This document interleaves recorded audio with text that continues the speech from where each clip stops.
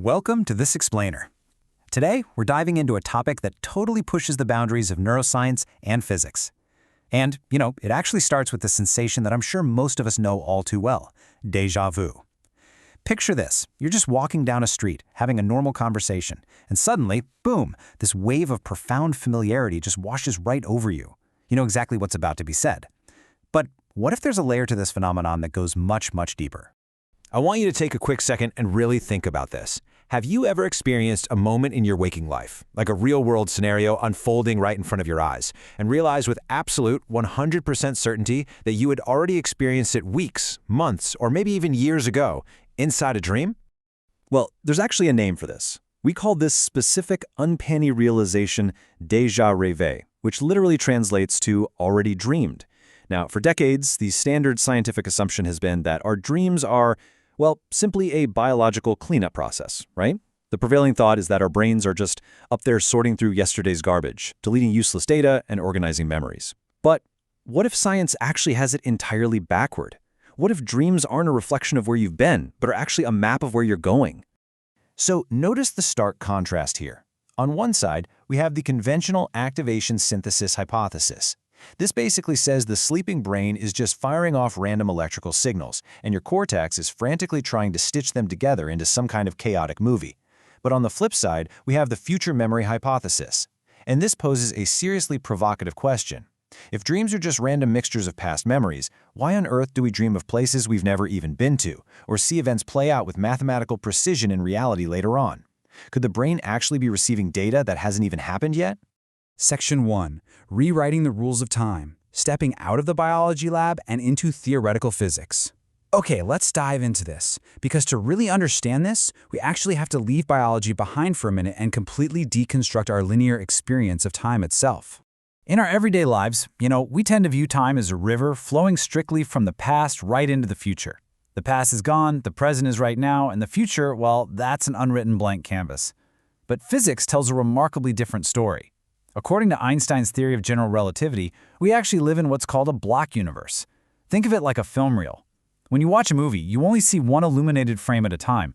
But if you hold that physical reel in your hands, the beginning, the middle, and the end of the movie all exist perfectly at the exact same moment.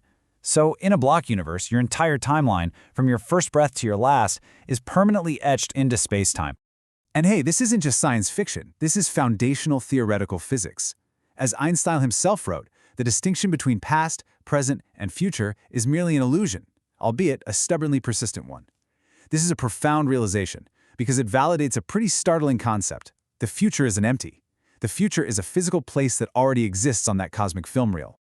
Now, when we zoom all the way down into the quantum level, the rules of linear time completely break down. In quantum mechanics, experiments like Wheeler's famous delayed choice experiment have brilliantly demonstrated how an observer's choices in the present can actually determine the state of a particle in the past. It's a mind-bending concept called retrocausality. At the subatomic level, particles can seemingly send information backward through time. So, if particles can do this, couldn't the incredibly intricate machinery of the human brain do the same thing? Well, some brilliant minds definitely think so. Renowned mathematical physicists Sir Roger Penrose and Stuart Hameroff hypothesized that our brains might actually operate on a quantum level through these tiny structures called microtubules. It helps to think of your brain as a sort of quantum radio receiver. During the day, it's tuned into the loud, demanding local station of waking life. But when you fall asleep, that local static is finally turned down to zero. Suddenly, this quantum processor can pick up faint, distant signals from frames of your timeline that your conscious mind just hasn't arrived at yet. Section 2. Real cases of future memory, the haunting evidence from history. Now, theory is absolutely fascinating, but history is filled with tangible evidence that forces us to take these quantum concepts very, very seriously. One of the most devastating and heavily investigated cases of this occurred in October 1966 during the Aberfan disaster in Wales. Basically, after days of heavy rains, a massive landslide of coal waste completely engulfed a junior school. It was horrific. But in the heartbreaking aftermath, a psychiatrist named Dr. John Barker discovered something deeply unsettling. Multiple victims had actually foreseen the tragedy. Most notably, a 10-year-old girl named Errol Mai Jones. She had told her mother just 2 days prior that she wasn't afraid to die because she dreamt that something black had come down all over her school. Tragically, she was one of the victims. So the crucial point is what happened next. Dr. Barker and a journalist named Peter Fairley didn't just want to document rumors. They actually asked the public for verifiable proof of these dreams recorded before the disaster happened. And they found 60 credible, verified cases of individuals who had documented dreams of a black mountain sliding down onto a village days before it even occurred. This discovery was so profound that it actually led to the creation of the British Premonitions Bureau to track these future memories on a national scale. And, this wasn't just some isolated historical anomaly. Decades prior to Aberfan, a British aeronautical engineer named J.W. Dunn started meticulously tracking his own dreams. He'd dream of mundane everyday events or even massive global events like the catastrophic eruption of Mount Pelée, only to literally read about them in the newspaper days later. In his 1927 book, An Experiment with Time, Dunn concluded something huge.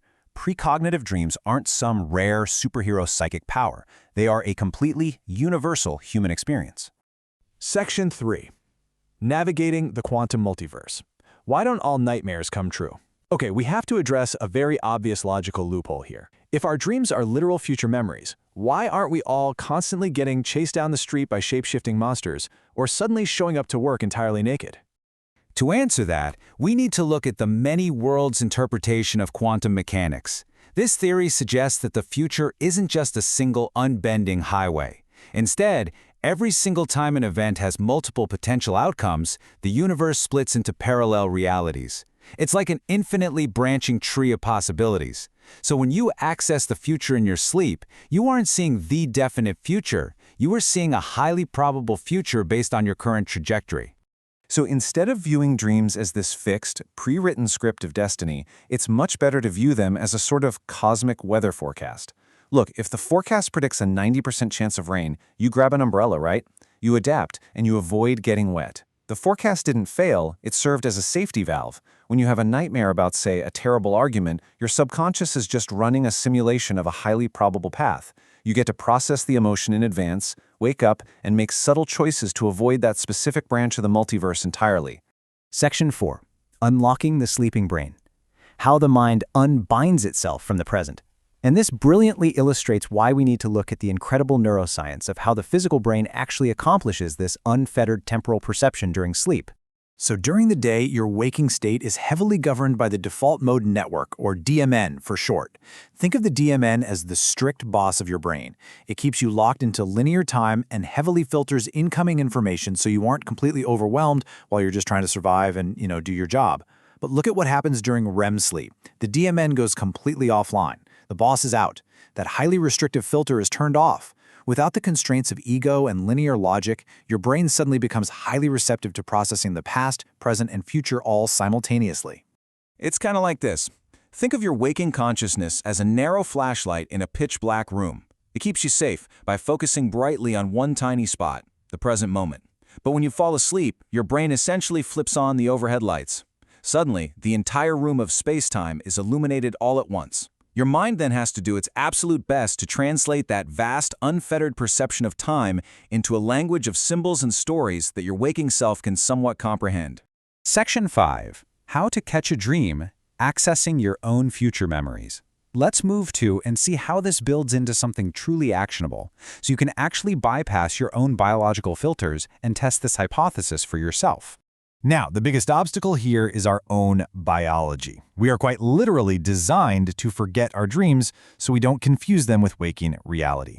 Within just 5 minutes of waking up, you lose about 50% of your dream recall. And within 10 minutes, a staggering 90% is completely gone. Boof! So, if you want to access these future memories, immediate action is absolutely crucial. To catch these fleeting cosmic hints before your waking mind deletes them, you can follow J.W. Dunn's exact 4-step process. First, keep a notebook and pen right by your bed. Second, write down absolutely everything immediately upon waking. I'm talking before you look at your phone, before you even stretch. Just jot down feelings, colors, or any bizarre words. Third, always date the entry. And fourth, review those older entries every few weeks. You might just be astonished to find that a completely nonsensical phrase you wrote down a month ago is spoken to you word for word by a stranger today. Honestly, what this all reveals is just a beautiful truth. We constantly look outward, right? We build these massive telescopes to solve the mysteries of the universe.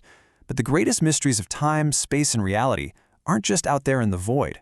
They are waiting for us every single night, right inside our own minds, the very moment we close our eyes and unbind ourselves from the present.